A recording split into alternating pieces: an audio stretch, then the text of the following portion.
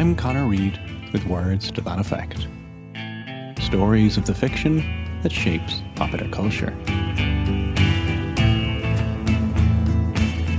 In a way, it's maybe strange that the Western is such a prominent genre. Seemingly, it's connected to a very specific time and place, the mid to late 19th century American West. Why are we all so familiar with the many tropes of the Western? Cowboys and Indians, shootouts and saloons, cattle rustlers and sheriffs, tumbleweed and canyons. Why are we constantly reinventing, reshaping and reimagining this one particular time and place? It's not as if there's an entire popular culture industry around, the west of Ireland in the 18th century or early 20th century Russia. But the Western has a particular hold on the popular imagination, partly for reasons of historical and cultural influence, but ultimately because of its supreme adaptability, its capacity to mingle and merge with other genres. In many ways, the least important element in labelling something a Western is a setting in the American West.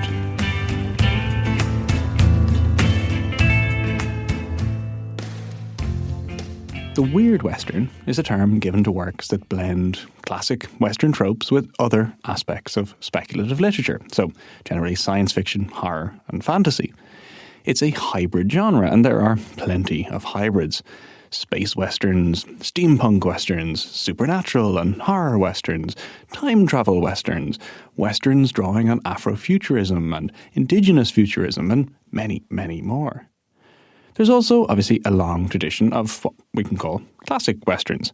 So, westerns without zombies or aliens or other interventions. And it's a genre that plenty of writers and filmmakers and others return to again and again.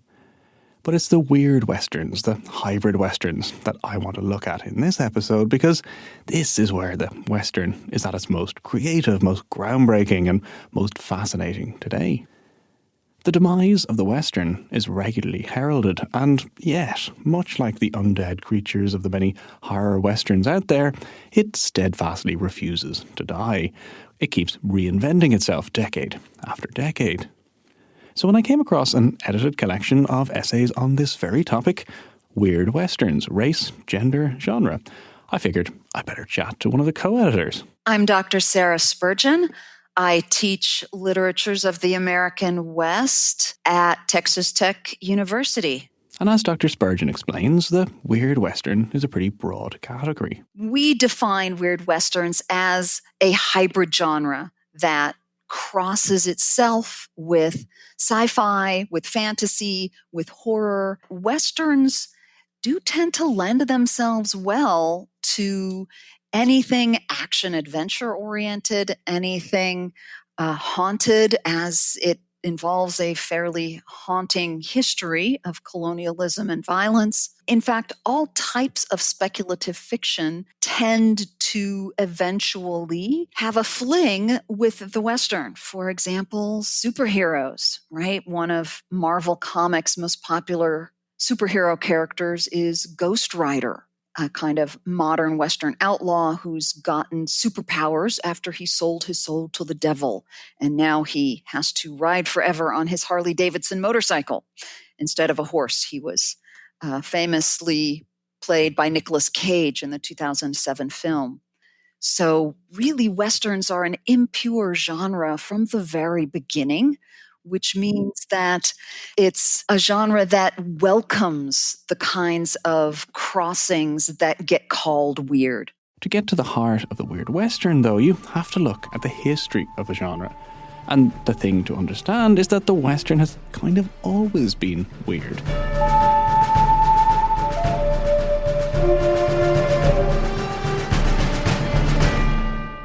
One way of getting a pretty good overview of the history is to look at it from the point of view of the other genres it gets crossed with. So first, there's fantasy.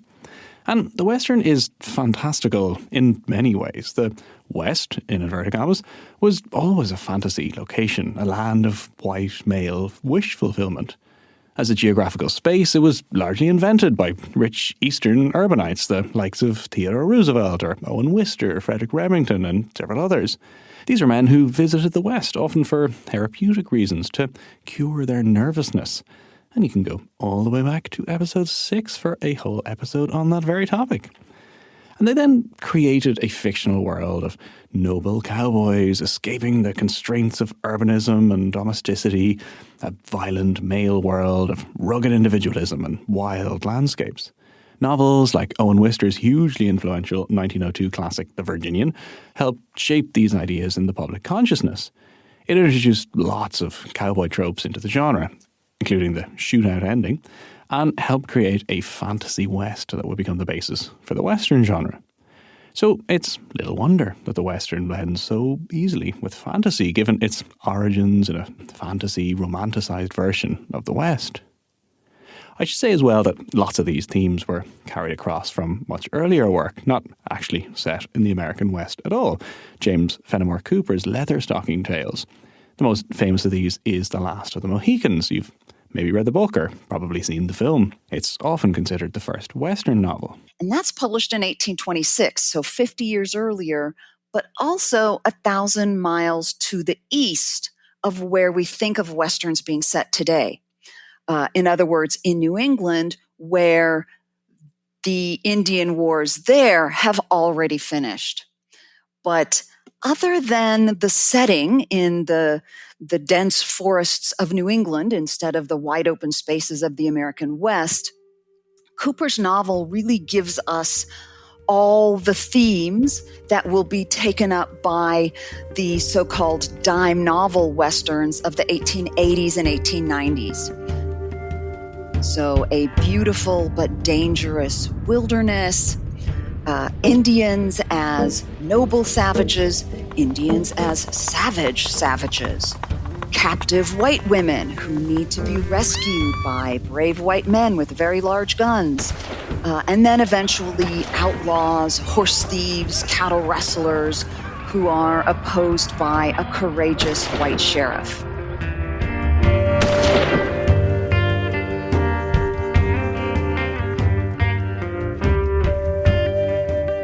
And then the third major work to have a huge influence on the genre is Zane Grey's greatest novel, Riders of the Purple Sage, from 1912. So Grey was a phenomenally successful writer. He earned millions from his dozens and dozens of Western novels. Riders of the Purple Sage is actually quite different from The Virginian. This is like a tale of love and revenge set around Mormon frontier life, but it also established so many of the classic elements of the genre.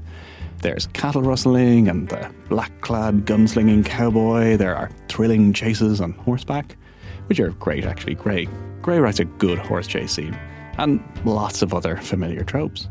Like The Virginian, it has spawned numerous stage plays, Hollywood films, TV series, and other adaptations in the century or so since its publication. So the Western is full of fantasy, but it's also closely aligned with science fiction. Very closely aligned. Do you remember that Daniel Craig and Harrison Ford film, Cowboys and Aliens, from a while back? Aliens land in Arizona in 1873. Sci-fi explosions and Western gunfights ensue. Well, it's not a strange blend at all, really. Cowboys have been fighting aliens since the very beginnings of both science fiction and the Western. It's not a coincidence that both genres emerged in the late 19th century at the height of colonial expansion in Europe and the US. Both genres are obsessively concerned with violence and colonialism and racially othered people. Cowboys and Indians, Cowboys and Aliens. Edgar Rice Burroughs, a writer who's made a few appearances on this show, would you believe, explicitly wrote a Western sci-fi novel. His hero, John Carter, begins in a Western novel in Arizona and then very quickly ends up on a suspiciously Western-like Mars. And so much science fiction is like this. Star Wars, for example, is a Western in so many ways. Right? It's got savage aliens as Indians. It has a pioneer family. It's got a dusty frontier town, a gunslinging hero, even a classic saloon scene, right?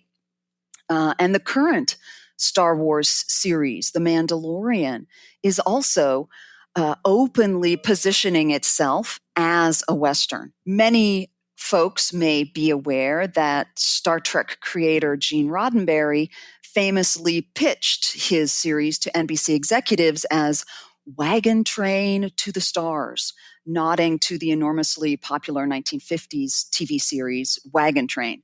So, how is it that we recognize these examples as Westerns when literally none of them are even set on planet Earth, let alone the 19th century West? It's because each of them takes the thrills, the images, the themes of the classic Western, again, a wild and dangerous frontier to be explored, right? What does the opening of Star Trek tell us? Space, the final frontier.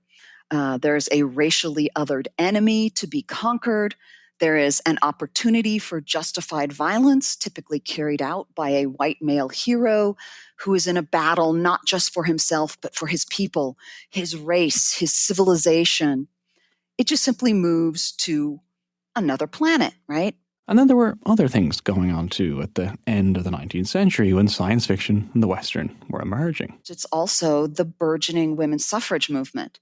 So it's not an accident that early movement begins at exactly the same time as the Western, right? A genre in which all the heroes are male, they get to solve every problem by shooting someone, and the main domestic spaces they inhabit are saloons, gambling halls, and brothels. Right? The gender anxieties aren't even subtle here.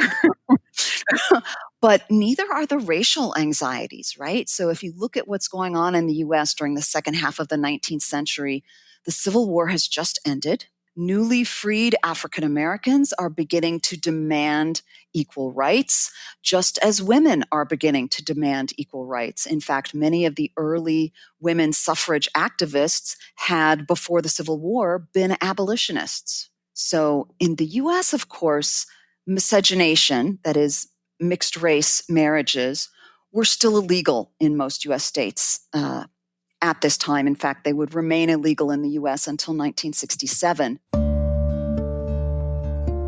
But out west, there were large populations of Native people and Mexicans, and just as in colonial times, there was in the Old West an awful lot of racial mixing going on. And let me pull us forward just a bit here. It's no coincidence that the Western begins in that violent and tumultuous time, but that it then has its golden age in the 1950s, which is, of course, the height of the Cold War. The U.S. is, in the 1950s, being racked by the civil rights movement.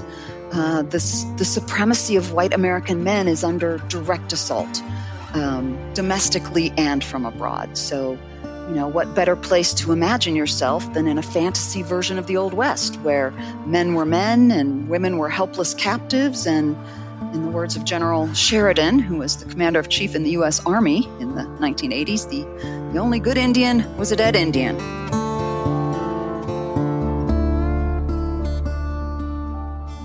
And so after fantasy and science fiction, we have horror.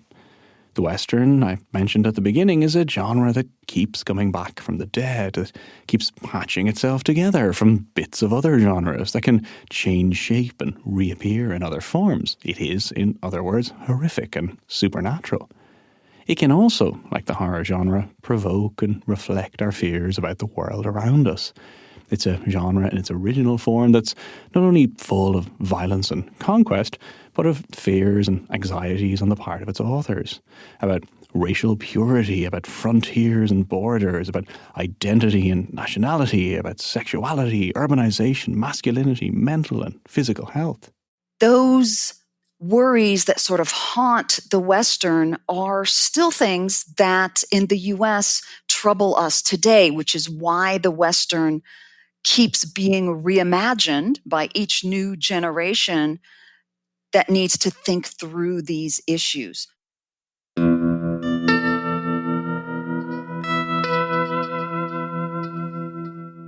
So I'm going to take a quick break because the show has a sponsor this week in the form of another podcast, 180 Degrees. So this is a show all about sustainability and green energy from the SEAI, the Sustainable Energy Authority of Ireland. So basically answers all those kind of sustainability questions you might have, like how do you reduce your carbon emissions at home or at work? Like what are the benefits of driving an electric car? How does energy research influence the government and their policies? And they answer all of these questions by sharing stories of people across Ireland who are working towards a cleaner energy future. Season 2 has just launched, so go check it out. And there's a whole back catalogue from the first season as well. It's called 180 Degrees. You can get it wherever you listen to this podcast now. And it's brought to you by the Sustainable Energy Authority of Ireland, supported by the Government of Ireland. Now, this would also be the time when I might play you a trailer from another Headstuff Podcast Network show. But actually, this week, all of the other shows are playing my trailer, so that's kind of nice. So instead, I'll just say, hey, go pick a show on the Headstuff Podcast Network and have a listen. There are lots of them. There's nearly 30 shows, so they're across a whole range of topics. So there's definitely something else out there I think you might like. So have a look. Just head to headstuff.org and find a new show. And finally, if you want to support this show and get lots of fun bonus content, including the Words That Affect crossover comedy improv episode I did with the podcast Phoning It In, then head over to Patreon, patreon.com/WTTE, and find out more. So back to the show. So the Western has always been a hybrid form in so many ways, but in the 21st century, some really exciting and original developments have emerged. Initially, from around the 1960s, this took the form of more sympathetic portrayals of Native American culture. Right, so the director John Ford makes the film Cheyenne Autumn in 1964 that portrays the Cheyenne Nation sympathetically, although also quite patronizingly. In 1964 also, the author Thomas Berger publishes Little Big Man, which will be made into a hugely popular film in 1970, starring Dustin Hoffman as a white man who goes to live with the Indians. In 1990, Kevin Costner will adapt Michael Blake's novel, Dances with Wolves, into a genuinely sensitive and sympathetic portrayal of the Lakota in the 1860s, which also features a white man who goes to live with the Indians. And then in 2009, we have James Cameron's blockbuster Avatar about, you might guess, a white man who goes to live with the Indians, who this time are sexy blue-skinned natives in this weird Western alien film. All of those, you may have noticed, involve white male writers, white male directors, and a white male hero through whom the story is told. More recently, there have been some refreshingly different perspectives from authors who are not white men.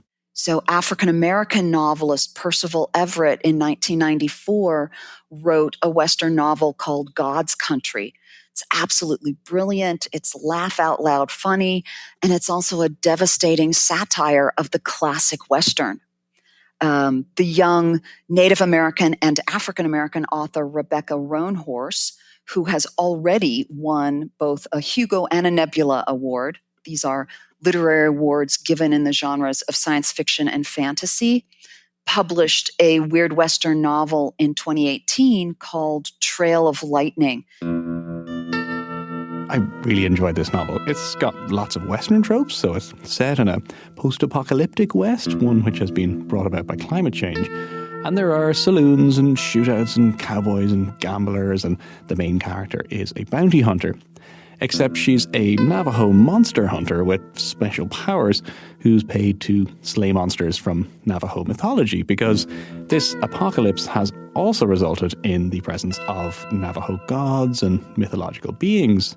It's a little bit like Neil Gaiman's American Gods, but with lots of post-apocalyptic sci-fi and Western and horror and fantasy.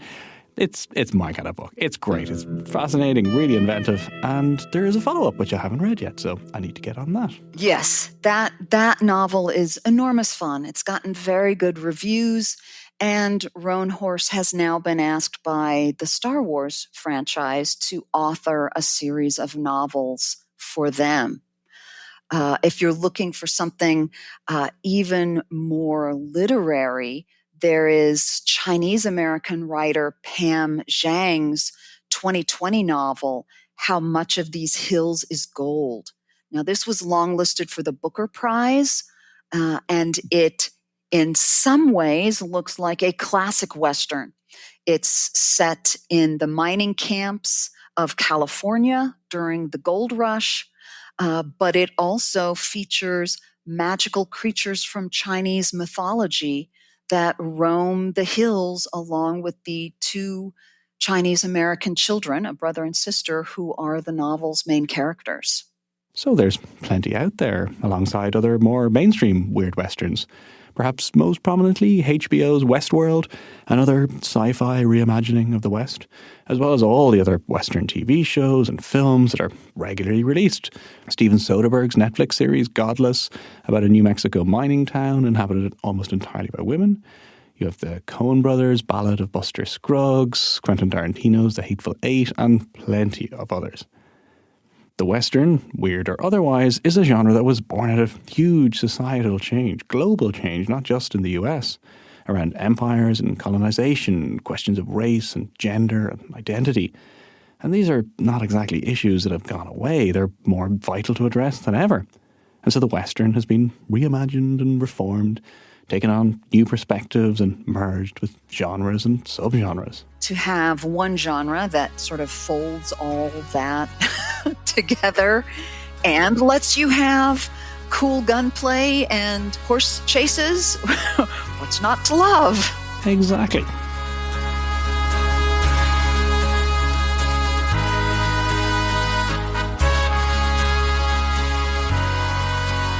So that's it for another episode of Words to That Effect. Thank you so much for listening. A huge thanks to my guest this week, Professor Sarah Spurgeon. I'll put links to her work, and of course her collection on weird westerns, which is just out. And I'll put all of this on the Words to That Effect website, which is at wttepodcast.com. You can find lots of other things there, like transcripts and pictures and links, and of course all of the previous back catalogue of episodes. You can also follow the show on Instagram and Facebook at Words to That Effect, or follow me on Twitter at CEDReid, CEDReid. Come say hi, and please spread the word. Tell your friends about the show, post about it on social media, whatever you like. It all helps, and I really, really appreciate it.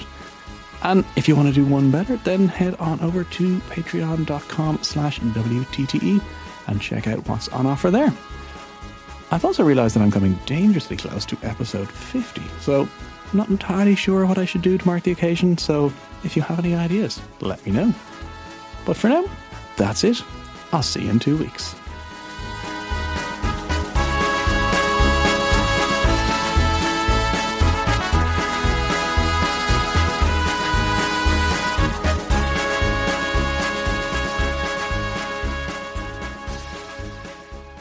This podcast is part of the Headstuff Podcast Network.